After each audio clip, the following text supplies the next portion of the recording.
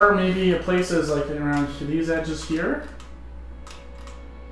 where you might have to step one step or two steps to move around, okay? So they're taking advantage of the locomotive extrapersonal realm around here. And then fundamentally, they're doing stuff by creating countertops and different interactable areas. And they might be not just in front of you, when you turn, right, this becomes over here if you turn around all the way. But they take advantage of these different spaces really well. And then if you look here, this focal area, this is the area where things are read really well. That's like where their scoreboard is, right? So it's really kind of cool if you think about it. Board. Forgot the A in there, the O in there.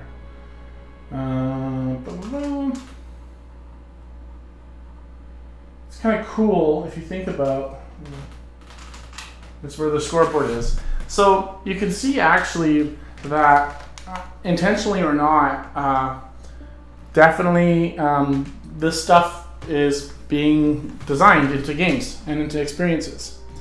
So for those folks who haven't yet experimented with that kind of stuff, this is some good theory to explore. So I'm gonna just get out of here and kind of show you what this looks like.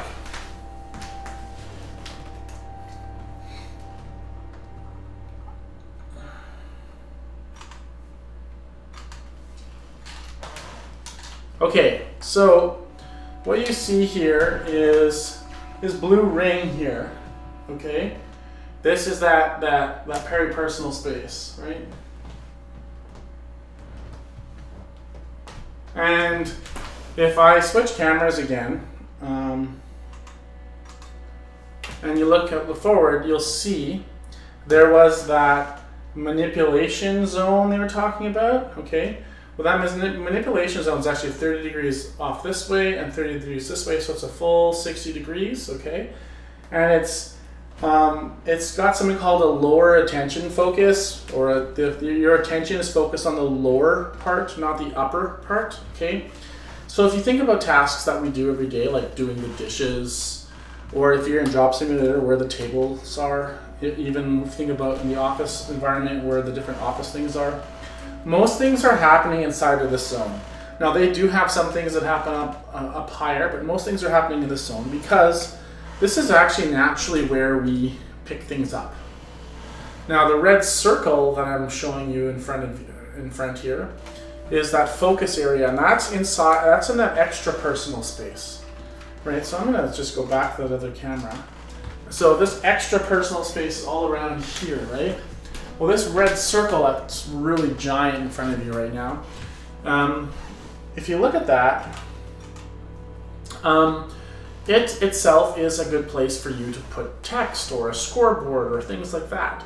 And that is in its, that the research is showing, I don't know if I haven't tested it out, but I suspect, there's a reason why there's research. People are testing things, right? So that research shows that this little range is actually 30 degrees.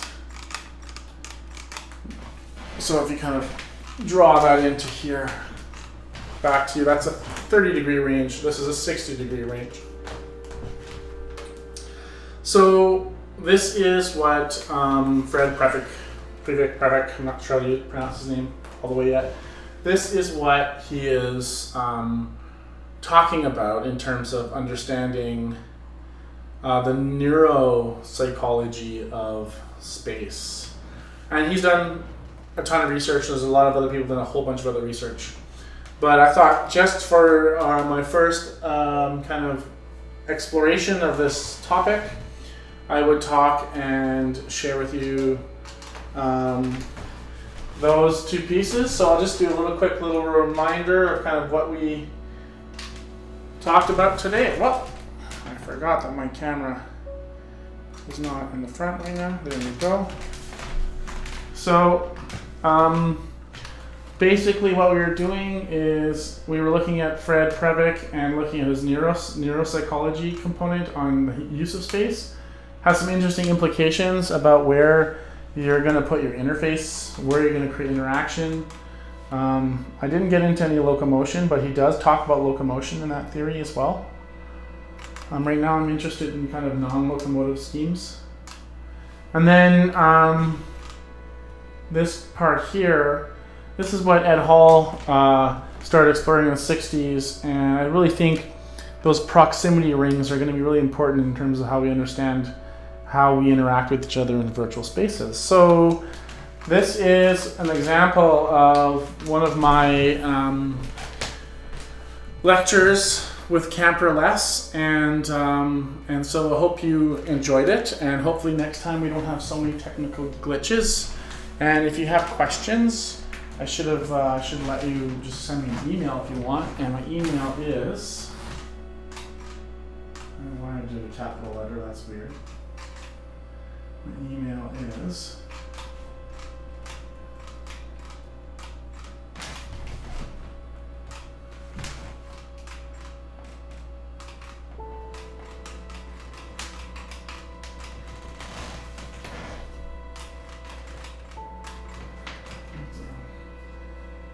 back and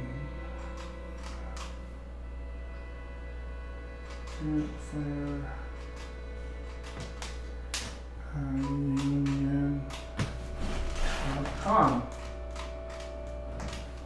So I'll also place it in the chat.